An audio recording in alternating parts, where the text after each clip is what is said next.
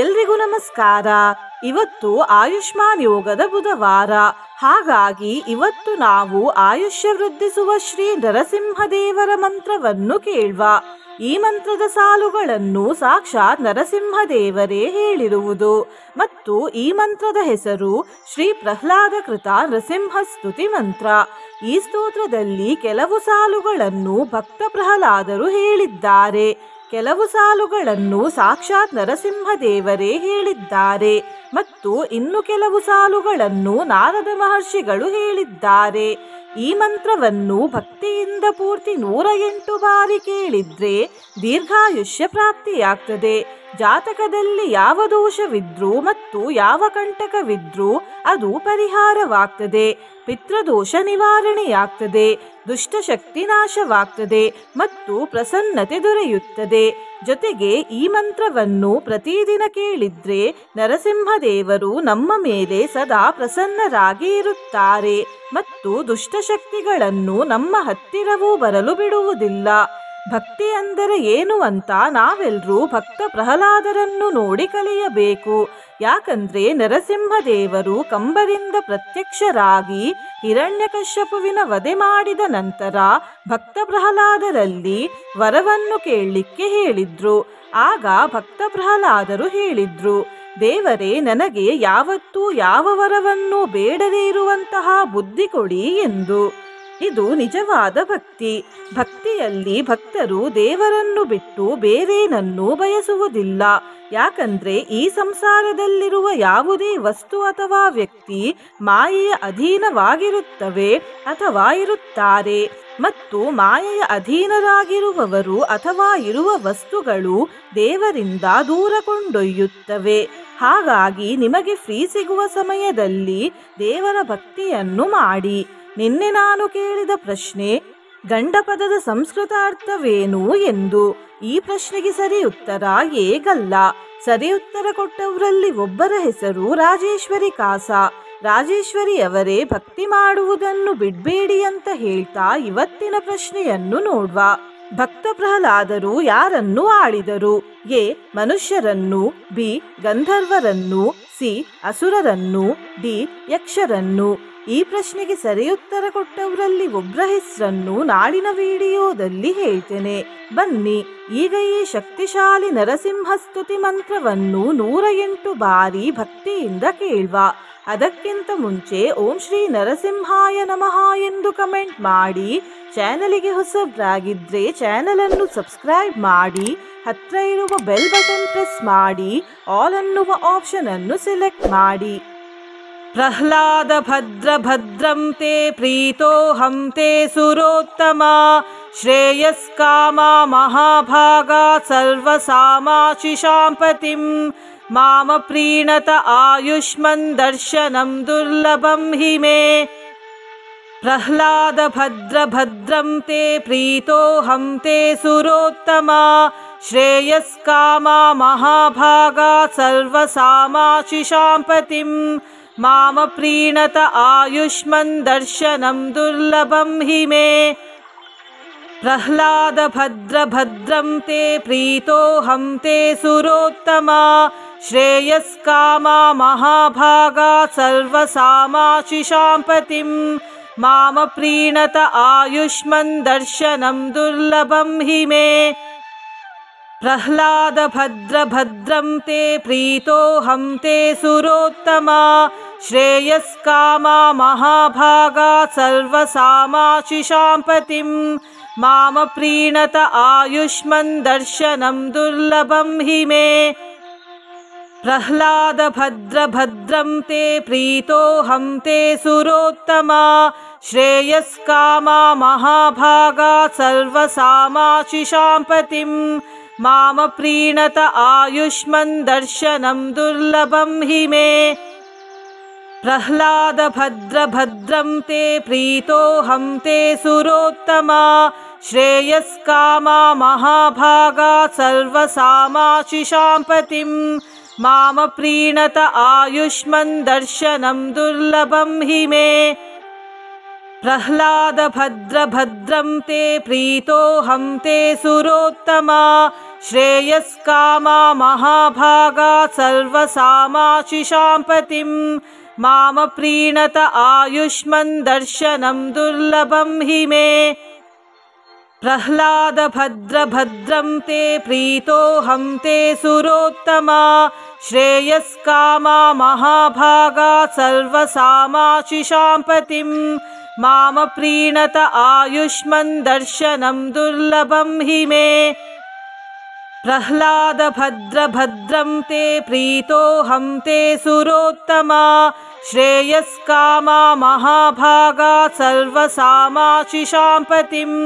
माम प्रीणत आयुष्मन् दर्शनं दुर्लभं हि मे प्रह्लाद भद्रभद्रं ते प्रीतोऽहं ते सुरोत्तमा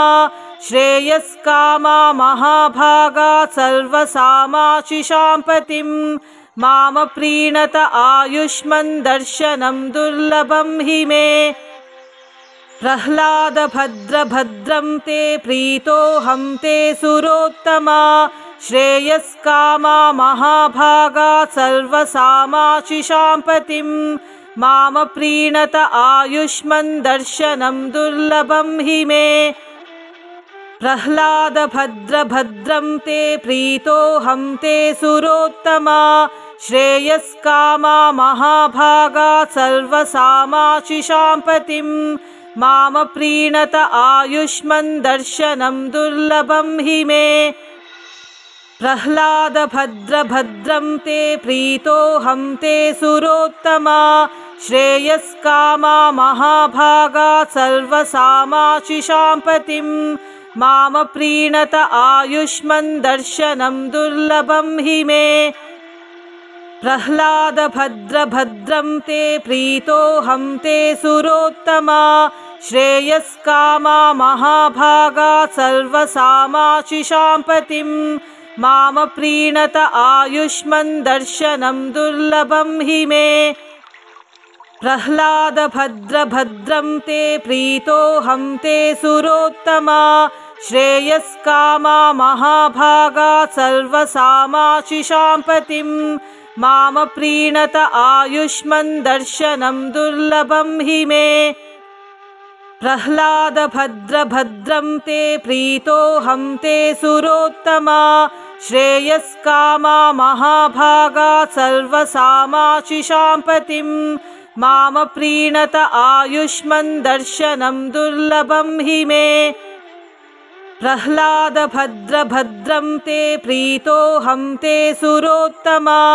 श्रेयस्कामा महाभागा सर्वसामाशिषां पतिं माम प्रीणत आयुष्मन् दर्शनं दुर्लभं हि मे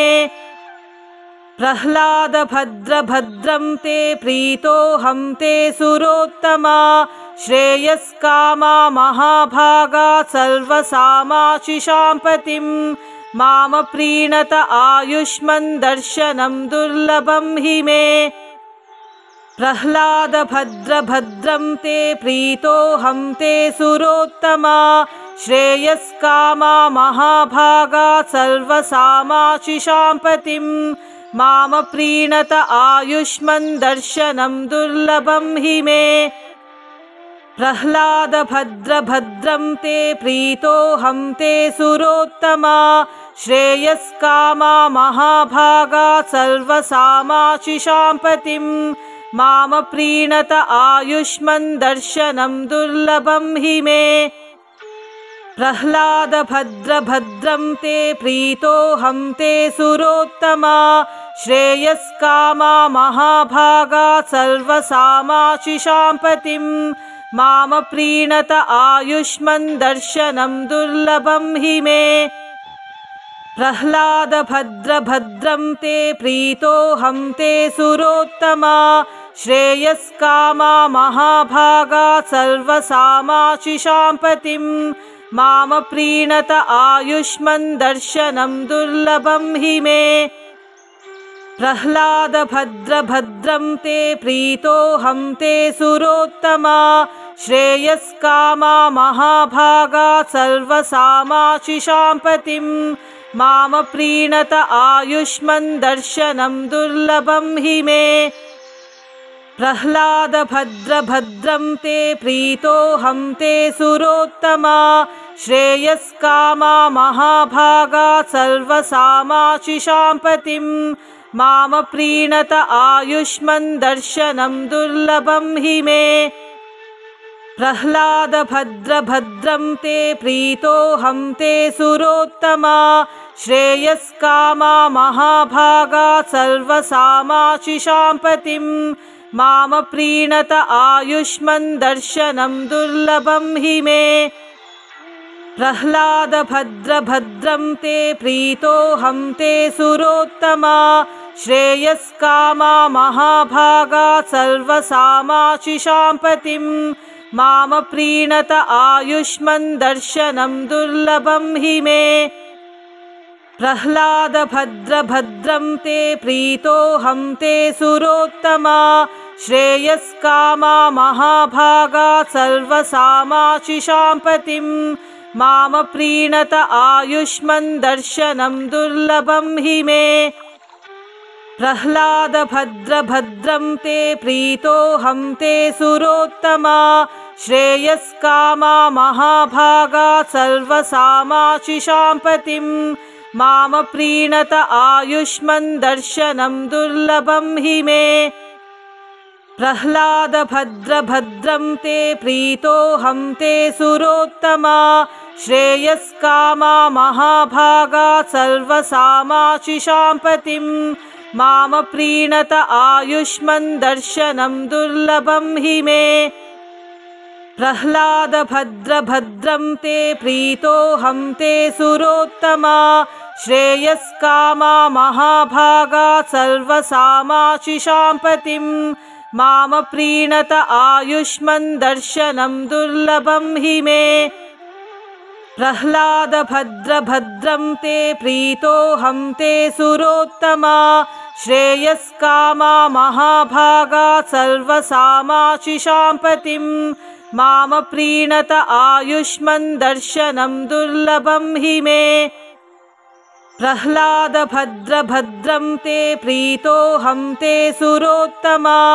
श्रेयस्कामा महाभागा सर्वसामाशिषां पतिं मामप्रीणत आयुष्मन् दर्शनं दुर्लभं हि मे प्रह्लाद भद्रभद्रं ते प्रीतोऽहं ते सुरोत्तमा श्रेयस्कामा महाभागा सर्वसामाशिषां पतिं मामप्रीणत आयुष्मन् दर्शनं दुर्लभं हि मे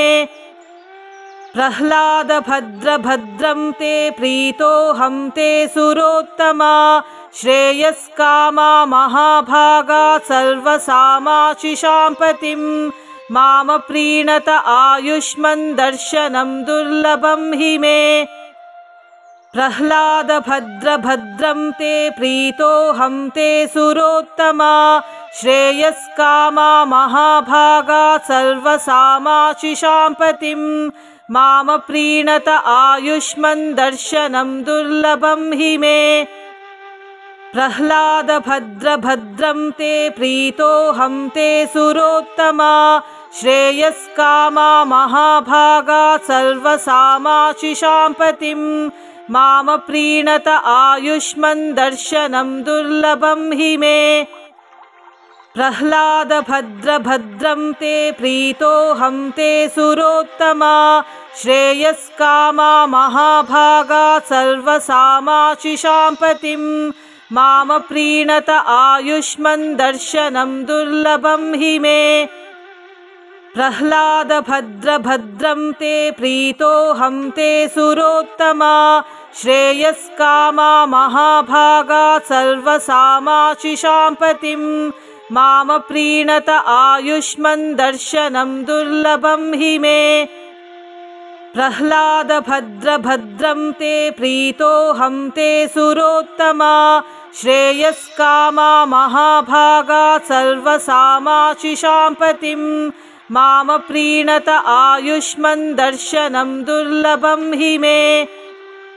प्रह्लाद भद्रभद्रं ते प्रीतोऽहं ते सुरोत्तमा श्रेयस्कामा महाभागा सर्वसामाशिषां पतिं माम प्रीणत आयुष्मन् दर्शनं दुर्लभं हि मे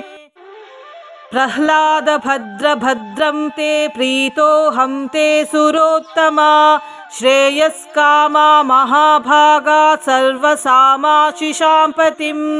माम प्रीणत आयुष्मन् दर्शनं दुर्लभं हि मे प्रह्लाद भद्र भद्रं ते प्रीतोऽहं ते सुरोत्तमा श्रेयस्कामा महाभागा सर्वसामाशिषां पतिं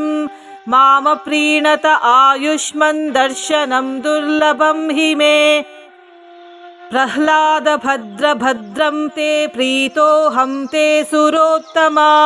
श्रेयस्कामा महाभागा सर्वसामाशिषां पतिं माम प्रीणत आयुष्मन् दर्शनं दुर्लभं हि मे प्रह्लाद भद्र भद्रं ते प्रीतोऽहं ते सुरोत्तमा श्रेयस्कामा महाभागा सर्वसामाशिषां पतिं माम प्रीणत आयुष्मन् दर्शनं दुर्लभं हि मे प्रह्लाद भद्र भद्रं ते प्रीतोऽहं ते सुरोत्तमा श्रेयस्कामा महाभागा सर्वसामाशिषां पतिं माम प्रीणत आयुष्मन् दर्शनं दुर्लभं हि मे प्रह्लाद भद्र भद्रं ते प्रीतोऽहं ते सुरोत्तमा श्रेयस्कामा महाभागा सर्वसामाशिषां पतिं माम प्रीणत आयुष्मन् दर्शनं दुर्लभं हि मे प्रह्लाद भद्र भद्रं ते प्रीतोऽहं ते सुरोत्तमा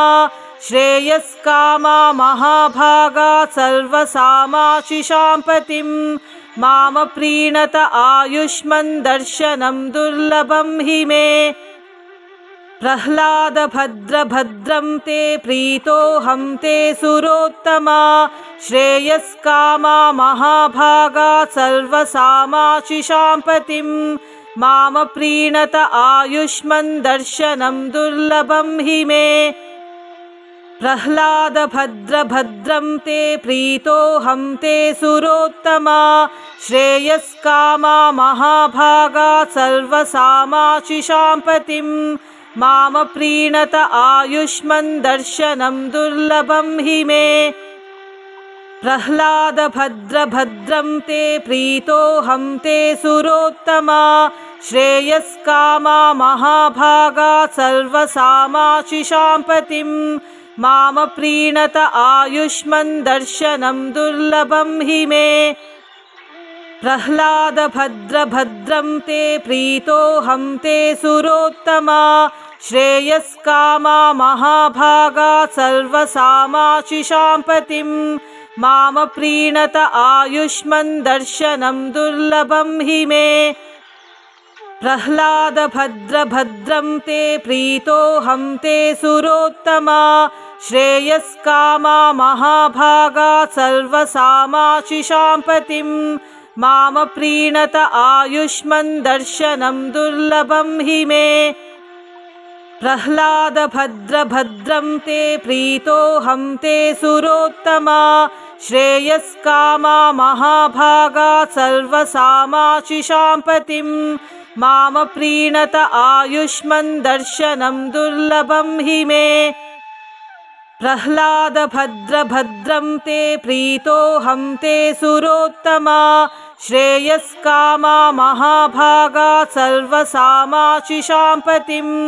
माम प्रीणत आयुष्मन् दर्शनं दुर्लभं हि मे प्रह्लाद भद्र भद्रं ते प्रीतोऽहं ते सुरोत्तमा श्रेयस्कामा महाभागा सर्वसामाशिषां पतिं माम प्रीणत आयुष्मन् दर्शनं दुर्लभं हि मे प्रह्लाद भद्र भद्रं ते प्रीतोऽहं ते सुरोत्तमा श्रेयस्कामा महाभागा सर्वसामाशिषां पतिं माम प्रीणत आयुष्मन् दर्शनं दुर्लभं हि मे प्रह्लाद भद्रभद्रं ते प्रीतोऽहं ते सुरोत्तमा श्रेयस्कामा महाभागा सर्वसामाशिषां पतिं माम प्रीणत आयुष्मन् दर्शनं दुर्लभं हि मे प्रह्लाद भद्रभद्रं ते प्रीतोऽहं ते सुरोत्तमा श्रेयस्कामा महाभागा सर्वसामाशिषां पतिं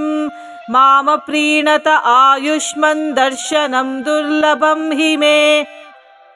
प्रह्लाद भद्रभद्रं ते प्रीतोऽहं ते सुरोत्तमा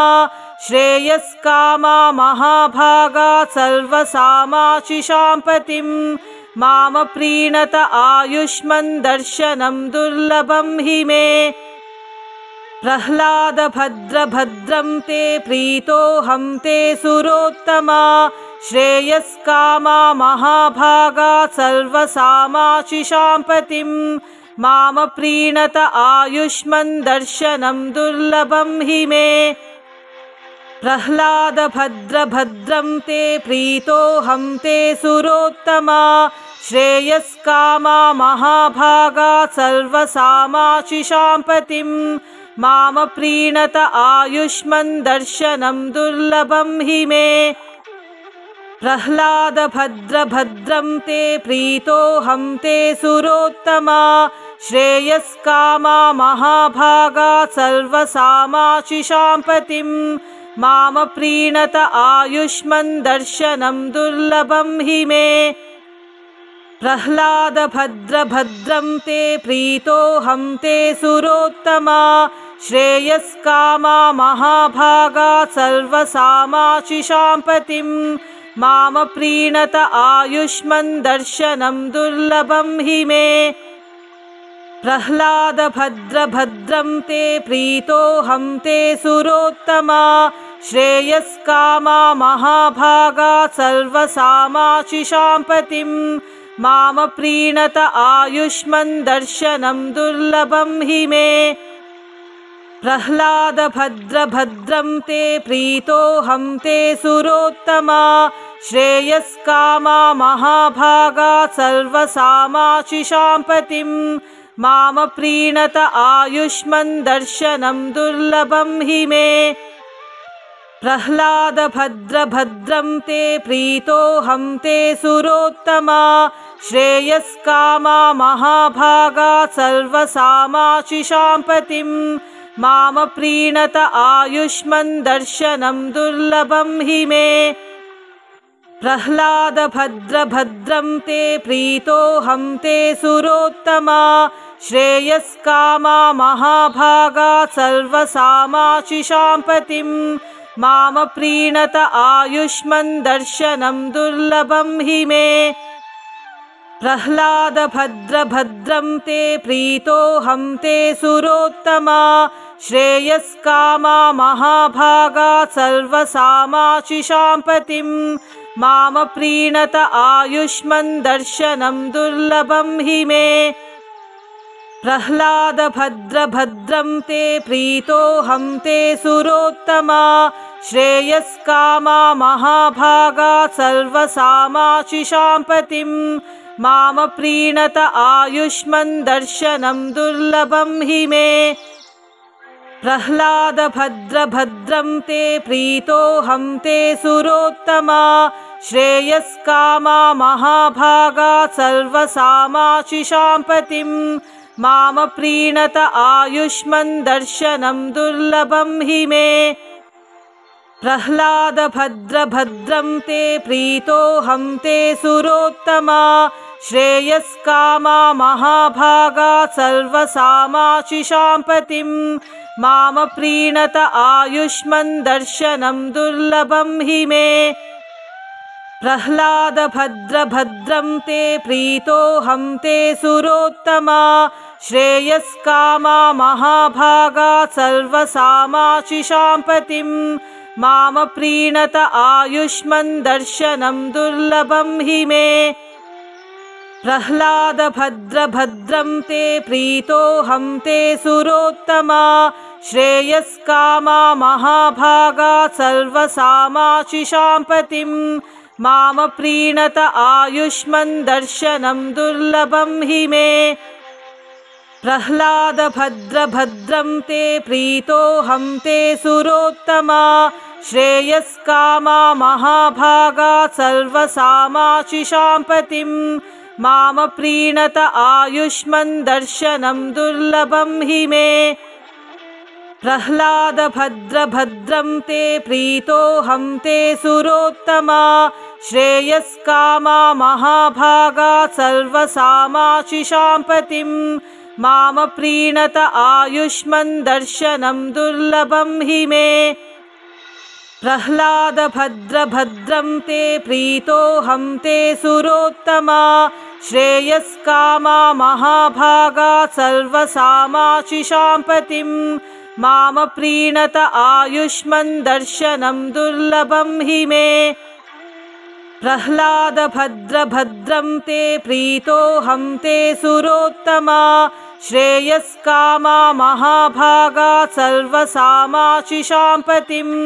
मामप्रीणत आयुष्मन् दर्शनं दुर्लभं हि मे।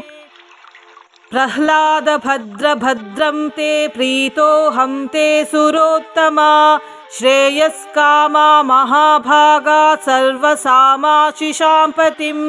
मामप्रीणत आयुष्मन् दर्शनं दुर्लभं हि मे। प्रह्लाद भद्रभद्रं ते प्रीतोऽहं ते सुरोत्तमा श्रेयस्कामा महाभागा सर्वसामाशिषाम्पतिं मामप्रीणत आयुष्मन् दर्शनं दुर्लभं हि मे। प्रह्लाद भद्रभद्रं ते प्रीतोऽहं ते सुरोत्तमा श्रेयस्कामा महाभागा सर्वसामाशिषाम्पतिं मामप्रीणत आयुष्मन् दर्शनं दुर्लभं हि मे। प्रह्लाद भद्रभद्रं ते प्रीतोऽहं ते सुरोत्तमा श्रेयस्कामा महाभागा सर्वसामाशिषाम्पतिं मामप्रीणत आयुष्मन् दर्शनं दुर्लभं हि मे। प्रह्लाद भद्रभद्रं ते प्रीतोऽहं ते सुरोत्तमा श्रेयस्कामा महाभागा सर्वसामाशिषाम्पतिं मामप्रीणत आयुष्मन् दर्शनं दुर्लभं हि मे। प्रह्लाद भद्रभद्रं ते प्रीतोऽहं ते सुरोत्तमा श्रेयस्कामा महाभागा सर्वसामाशिषाम्पतिं मामप्रीणत आयुष्मन् दर्शनं दुर्लभं हि मे। प्रह्लाद भद्रभद्रं ते प्रीतोऽहं ते सुरोत्तमा श्रेयस्कामा महाभागा सर्वसामाशिषाम्पतिं मामप्रीणत आयुष्मन् दर्शनं दुर्लभं हि मे। प्रह्लाद भद्रभद्रं ते प्रीतोऽहं ते सुरोत्तमा श्रेयस्कामा महाभागा सर्वसामाशिषाम्पतिं मामप्रीणत आयुष्मन् दर्शनं दुर्लभं हि मे।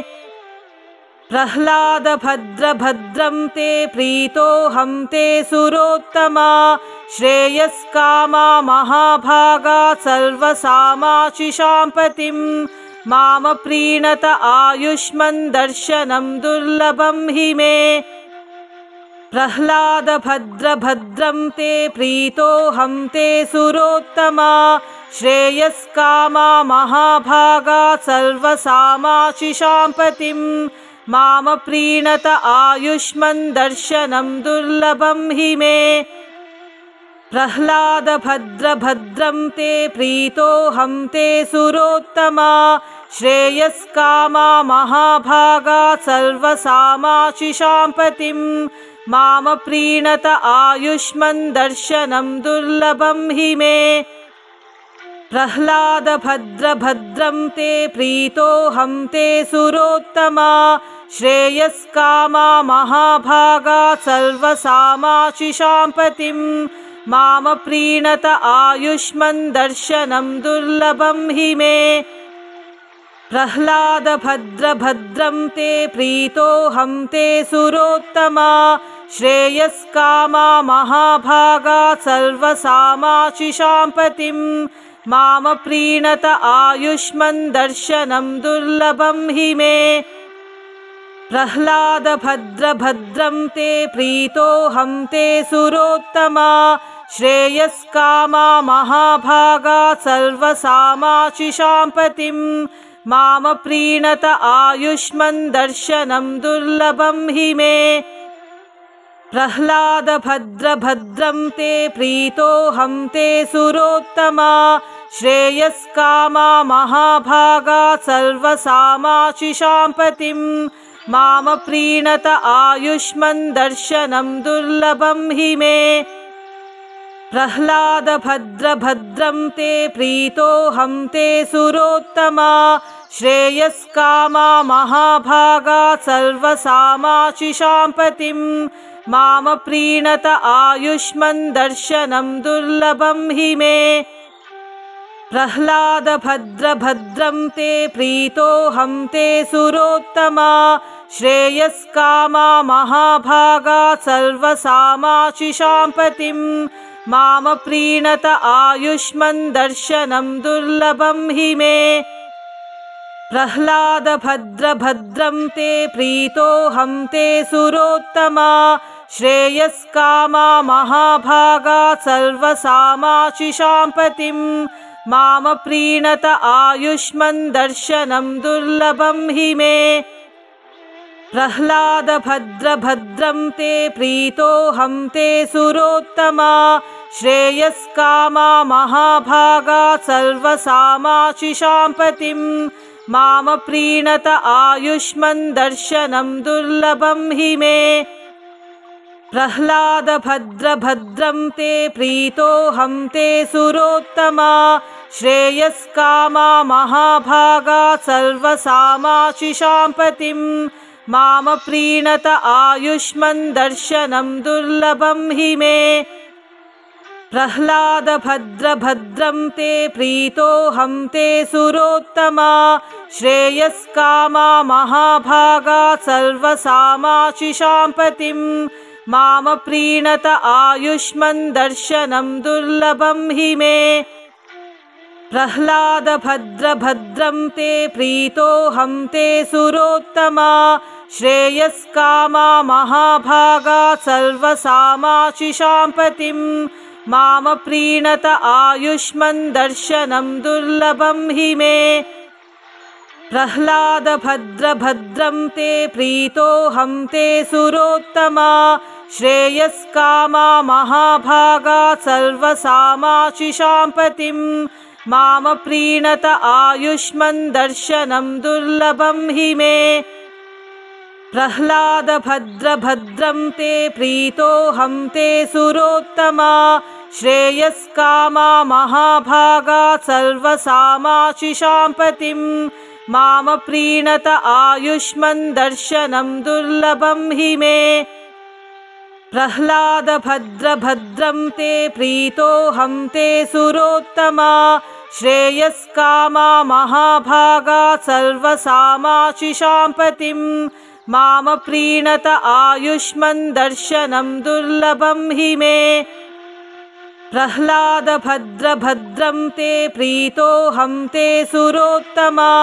श्रेयस्कामा महाभागा सर्वसामाशिषां पतिं माम प्रीणत आयुष्मन् दर्शनं दुर्लभं हि मे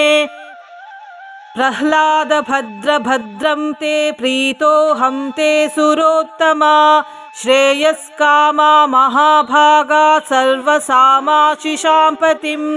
माम प्रीणत आयुष्मन् दर्शनं दुर्लभं हि मे प्रह्लाद भद्रभद्रं ते प्रीतोऽहं ते सुरोत्तमा श्रेयस्कामा महाभागा सर्वसामाशिषां पतिं माम प्रीणत आयुष्मन् दर्शनं दुर्लभं हि मे प्रह्लाद भद्रभद्रं ते प्रीतोऽहं ते सुरोत्तमा